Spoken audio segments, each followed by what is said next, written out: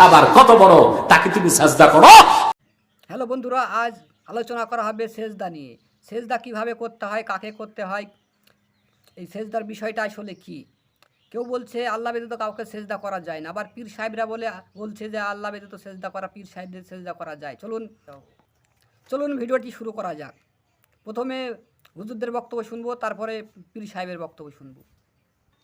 মানুষের কবরকে সেজদা দেওয়া শিরিক, পীরকে, পীরের কবরকে, আলেমকে, আলেমের কবরকে, শাইখুল হাদিসকে, শাইখুল হাদিসের কবরকে, আব্বাকে, আব্বার কবরকে, আম্মাকে, আম্মার কবরকে, রসুলকে, রসুলের কবরকে সেজদা দেওয়া শিরিক। ভুলে গেলেন যে মাজারে পীর সাহেব খেয়ে, রসুল খেয়ে, রসুলের মাজার খেয়ে কোনো জায়গায় সেজদা করা যাবে না।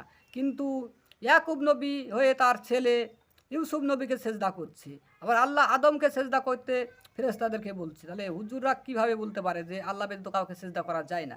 এখানে আল্লাহ স্পষ্টভাবে ফেরেশতাদের হুকুম দিচ্ছে যে আদমকে সেজদা করুন।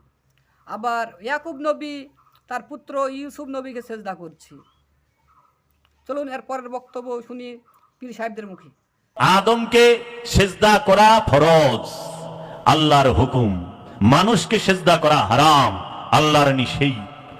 মানুষকে সেজদা করার কথা কোরআনে কোথাও নাই, আর আদমকে সেজদা করার হুকুম আল্লাহ সর্বপ্রথম যদি এই সৃষ্টির জগতে এবং লা মাকানের এই তৌহিদ রাজ্যের মধ্যে সর্বপ্রথম আল্লাহ যদি কোনো হুকুম করে থাকেন, সেই হুকুমটি হচ্ছে উসজুদু লি আদম, আদমকে সেজদা করো। যারা আদমকে সেজদা করে না তাহারা ইবলিশ, যারা আদমকে সেজদা করে না তাহারাই শয়তান, যারা আদমকে সেজদা করে না তাহারাই মারদুদ, যারা আদমকে সেজদা করে না তাহারাই হচ্ছে খান্নাস। এই যাই বলবো যে ওলিয়ে কামেলকে সেজদা করা হারাম, তখনই বুঝবা এটা খারা ইবলিশ, উপস্থিত ইবলিশ হাজির হয়ে গেছে। হুজুরদের বক্তব্য শুনবো, তারপরে পীর সাহেবের বক্তব্য শুনবো। এই যদি হয় গাউস পাকের কথা, তোমার পিশাব আর কত বড়, তাকে তুমি সাজদা করো। হারাম, শিরক, নাজায়েজ, ঈমান নষ্ট হয়ে যাবে। পীর সাহেবদের মুখে বক্তব্য শুনবো। আলে হযরত বলেছেন মাজারে সেজদা করা যাবে, কিন্তু আমার দুঃখ লাগে অনেক মৌলবীরা আমাদের মতো ওয়াজে বৈশা বৈশা কয় আল্লাহ ছাড়া কারো কাছে মাথা নত করা যাবে না। এটা বুঝাইতে যাইয়া বলে নিচু হইয়া মাকেও সালাম করা যাবে না। মাথা নিচু করে মারে সালাম করন যেত না, মাথা নিচু করে পীর সাহেবরে সালাম করন যেত না, মাথা নিচু করে উস্তাদরে সালাম করন যেত না। আল্লাহ ছাড়া কারো কাছে মাথা নত করা যাবে না মানে কি এটা? আল্লাহর ক্ষমতাবান কাউকে মনে করা যাবে না, আল্লাহর মতো ক্ষমতাবান কাউকে মনে করা যাবে না, আল্লাহর মতন খালেক কাউকে মনে করা যাবে না, আল্লাহর সমকক্ষ কাউকে মনে করা যাবে না। কেউ যদি এইরকম মনে করে কাউকে আল্লাহর উপরে বা আল্লাহর সমকক্ষ মনে করে, কাউকে যদি আল্লাহর সঙ্গে শরীক করে, এটাকে বলা হয় নত হওয়া, এটাকে বলা হয় কি? আর এরা বোঝে কি আল্লাহ ছাড়া কারোর কাছে মাথা নত করা যাবে না। আমরা নামাজে সেজদা দেই না, এরা ওই সেজদার সঙ্গে নিয়ে লাগাইছে মারে সালাম করা, উস্তাদরে সালাম করলে মাথা নিচু করতে হয়, এইগুলো করা যাবে না। না বাংলাতে বুঝবেন না, বইলা দিয়ে যেতে হবে মাথা নুয়াইলে যদি শিরিক হইব, মাথা নুয়াইলে যদি যা যায় যাইব, তাহলে এরি ক্ষেত লাগাইলে দি ফতে কিলি কিলি শিরিক হইব। আর হাত দিলা বল, ঠিক না বলো? জুতার ফিতাও লাগান যেত না, জুতার ফিতাও লাগান যেত না, আবার কোদাল দিয়ে মাটিও কাটা যাইত না। সেজদা দিতে হলে ভেতর থেকে, মনের ভেতর থেকে সেজদা দিতে হবে, তবে সেজদা হবে। কেউ কারো কাছে মাথা ঝুঁকাইলে সেজদা হয় না। এবার আমরা মূল ভিডিওয় চলে যাচ্ছি। আলবাত চিশতি পীর সাহেব তিনি কি বলেন আমরা শুনবো। সেজদা কিভাবে করতে হয়, কাকে করতে হয়, কোন আসল রহস্য, সেজদা কিভাবে করতে হয়, কাকে করতে হয়, সেজদার নিয়ম কি, সেজদা মানে কি। শুরু করছে পরম করুণাময় আল্লাহর নামে। হে বিশ্ব দরদি, মাটিতে সেজদা দিলে সে সেজদা মাটিতে মিশে যায়, মাটিতে সেজদা দিলে সে সেজদা হারামে পরিণত হয়। সেজদা করব কোথায়? সেজদা নিয়ে এখনো পর্যন্ত আমার কাছে ফোন আসে, মানে মানুষ এখনো ভ্রান্তির জায়গায় আছে। আল্লাহ ছাড়া সেজদা হারাম, এটা আমরা সকলেই জানি। অথচ আল্লাহ বলে যখন আমরা সেজদা দিচ্ছি, তখন সেজদা কিন্তু দিচ্ছি আমরা মাটিতেই। আপনারা বলবেন যে মনে মনে আল্লাহকে ভাবি এবং মনে মনে তাকে স্মরণ করি, তারপর তাকে সেজদা দিই। দেখুন, স্মরণ তাকেই করা যায় যাকে আমার দেখা আছে, তাকেই স্মরণ করা যায়। যা দেখা নাই তা কখনোই স্মরণ করা যাবে না। আপনাকে যদি এখন বলা হয় যে আমেরিকার শিকাগো শহরের পটচ্ছবিটা আপনি এঁকে দেখান বা আপনার মধ্যে কেমনভাবে আসছে তা আপনি প্রকাশ করুন, আপনি যা জীবনে দেখেননি তা আপনি প্রকাশ করতে পারবেন না, তা আপনার স্মরণে আসবে না। আল্লাহকে তো আমরা কেউ কোনোদিন দেখিনি, তাহলে কেমনভাবে সে স্মরণে আসবেন? তারপরে বলবেন মনে মনে ভাবি, আল্লাহু আকবার বলে সেজদা দিই। মনে মনে ভাবা, আচ্ছা আপনি মনে মনে ভাবুন, আপনি খাওয়া দাওয়া করে ফেলেছেন, আপনি ভাত খাচ্ছেন, আপনি রুটি খাচ্ছেন, দেখুন তো আপনার পেট ভরছে কিনা। মনে মনে ভাবার মধ্যেও সেজদা কার্যকরী হয় না। অথচ আল্লাহ কোরআনে পরিষ্কার কথাই ঘোষণা করেছে, খোদা ছাড়া সেজদা হারাম, আল্লাহ ছাড়া সেজদা হারাম। তাহলে এই সেজদা করব কোথায়? আগে ভাবুন আল্লাহ কোথায় আছে দেখি। আল্লাহ নিরাকার, তিনি সমস্ত জগতের মালিক, সমস্ত জগৎ জুড়েই তিনি আছেন। তাই তো কোরআনে বলেছে, যেদিকেই তাকাও সেধারে আমারই চেহারা। সমস্ত জগতে সমস্ত জায়গায় তিনি আছেন। তাহলে সমস্ত জগতে তিনি যখন আছেন, তখন তিনি নিরাকার হয়ে আছেন। আল্লাহকে তো দেখে সেজদা দিতে হবে।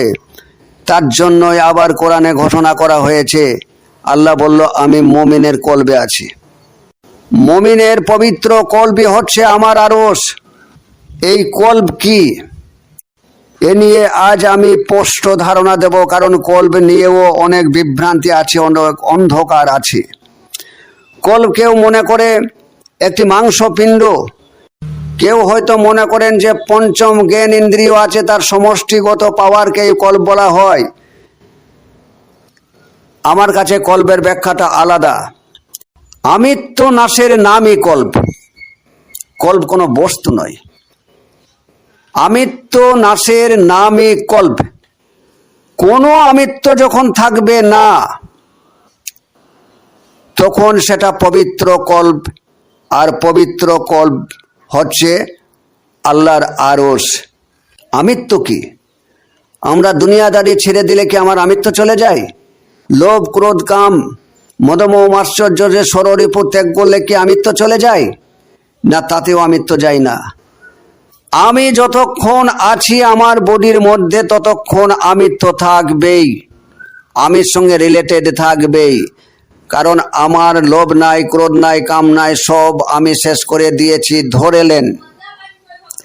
এরপরেও আমি আমাকে বুদ্ধিমান ভাবছি।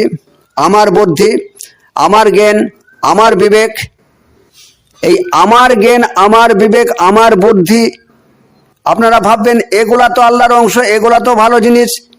না, কখনোই ভালো নয়। কারণ আপনি সত্যিই বিবেকী যদি হন, আর আপনাকে কেউ যদি বাইরে থেকে বলে ও বিবেকী, তাহলে আপনার রাগ হবে। আপনি হয়তো সত্যিই জ্ঞানী, কেউ আপনাকে অজ্ঞানী বলছে, আপনি নিজেকে বুদ্ধিমান মনে করছেন, আর কেউ বলছেন যে আপনার বুদ্ধিই নাই। যখন বলছি আমার বুদ্ধি, আমার জ্ঞান, আমার বিবেক, আমার শব্দটাই হচ্ছে আমিত্ব। কে মূলে দাঁড়িয়ে আছে? আমি দাঁড়িয়ে আছি। এই আমিকে যতক্ষণ পর্যন্ত শেষ না করা গিয়েছে, ততক্ষণ পর্যন্ত আমিত্ব থাকবে।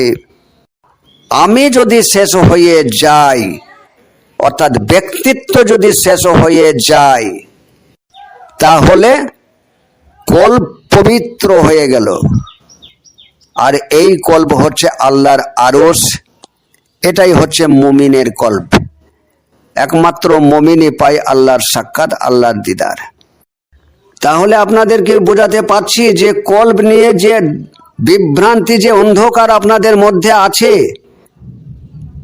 কল্প কাকে বলা হচ্ছে? কল্প বলা হচ্ছে তাকে, আমিত্ব নাশকেই বলা হচ্ছে কল্প। যার মধ্যে কোনো আমিত্ব নাই,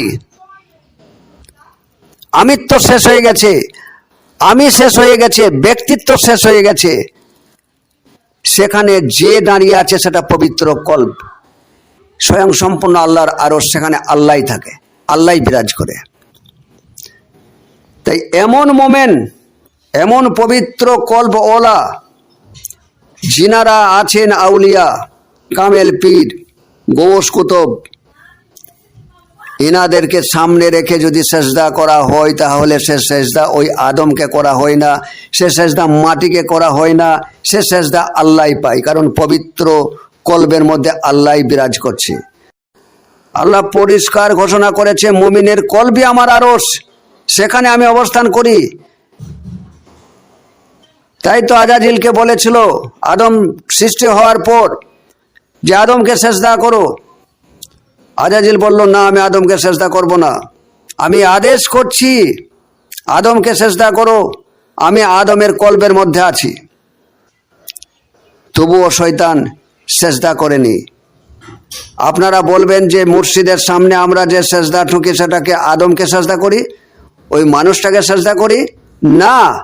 পরিষ্কারভাবে আল্লাহ বলেছে, যার পবিত্র কলব হয়ে গেছে, যার আমিত্বর নাশ হয়ে গেছে, ওই কলবে আমি আছি, ওই ব্যক্তি মুমিনিন। এ বড় সূক্ষ্ম জায়গা, বড় সূক্ষ্ম জায়গা।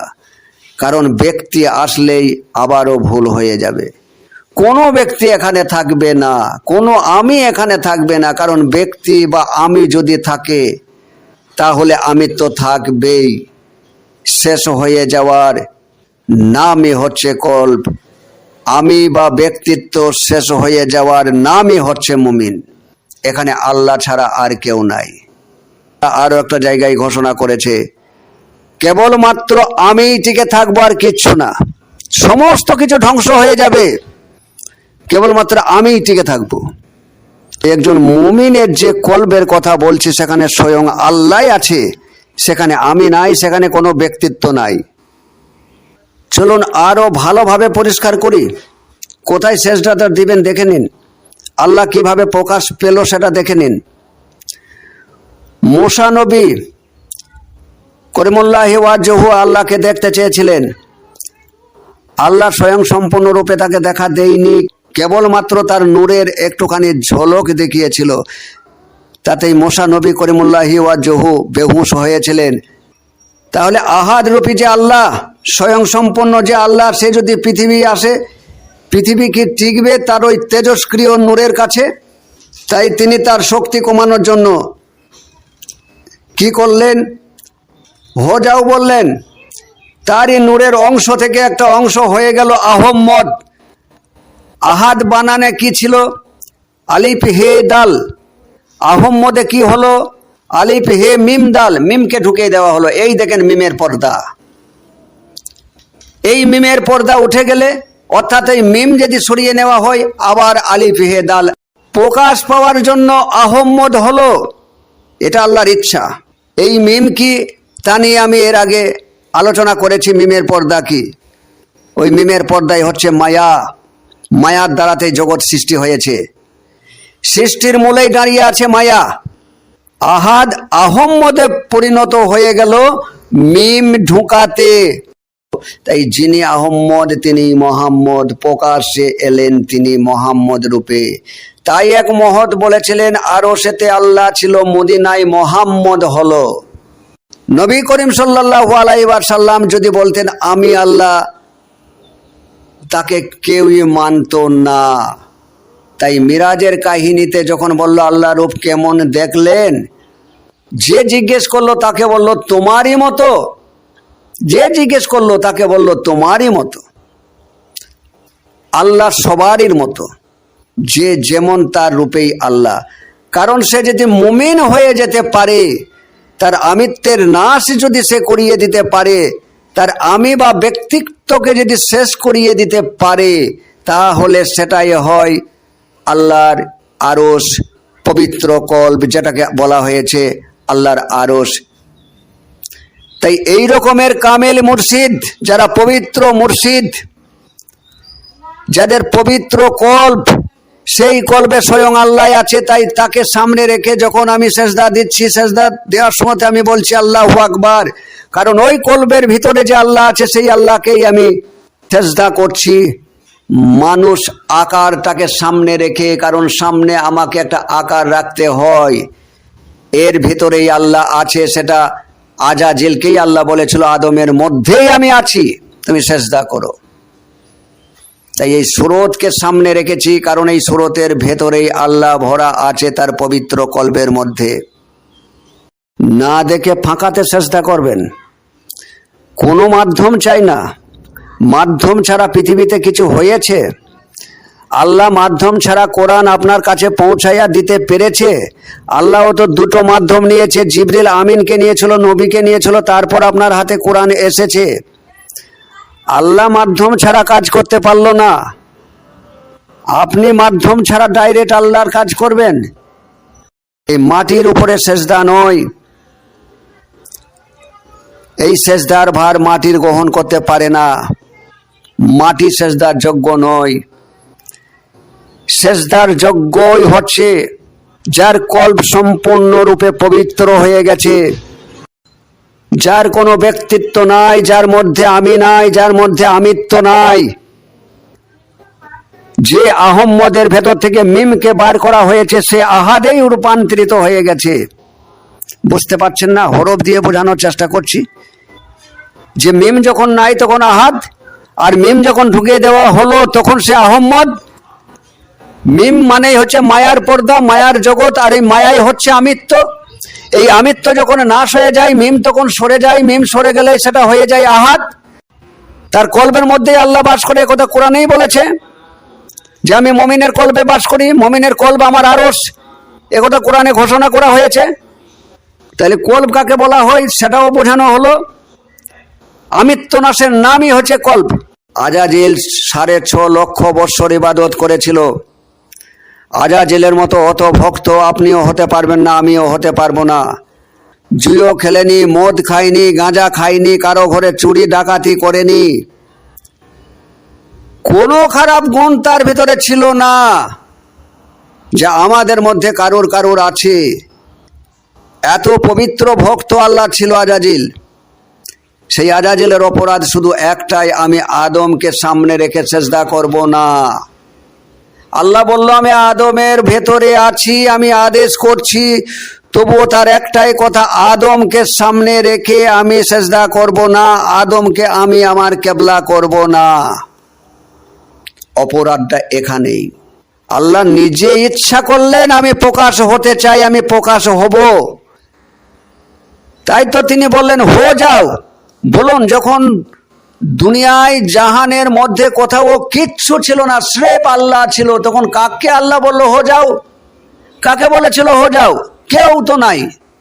তারই নিজের সুরত থেকে নুরান্বিত অংশকেই বলল হো যাও। আর সেই অংশ থেকে একটা অংশ বেরিয়ে এসে হলো আহম্মদ, প্রকাশ হলো। এটা আল্লাহর ইচ্ছা। আহম্মদ অর্থাৎ মিম ঢুকে গেল, অর্থাৎ মায়া ঢুকে গেল। মায়াই হচ্ছে সৃষ্টি জগৎ, মায়াই এই জগৎকে সৃষ্টি করেছে। এই মায়াই হচ্ছে মিমের পর্দা। যখনই মিম আহম্মদের ভেতর থেকে যখনই মিম বেরিয়ে যাবে, আমিত্ব শেষ হয়ে যাবে, আহাদে রূপান্তরিত। আমিত্ব নাশের নামই হচ্ছে কল্প, যেটা আমার মহান আল্লাহর আরশ। তাই মুমিনের কল্প হচ্ছে আল্লাহর আরশ। এই মুমিনকে যার আমিত্ব নাই, যার ব্যক্তিত্ব নাই, যেখানে আমি নাই, কোনো শব্দ নাই, তখন আহাদি সেখানে আছে। তাই সেই রূপকে দেখেই সেজদা করতে হবে। সেই সেজদা কোনোদিন মাটিতে মিশবে না, সে সেজদা কোনোদিন হারাম হবে না। আমি আল্লাহকে দেখেই সেজদা করলাম। আজ এখান থেকেই থাক, খোদা হাফেজ।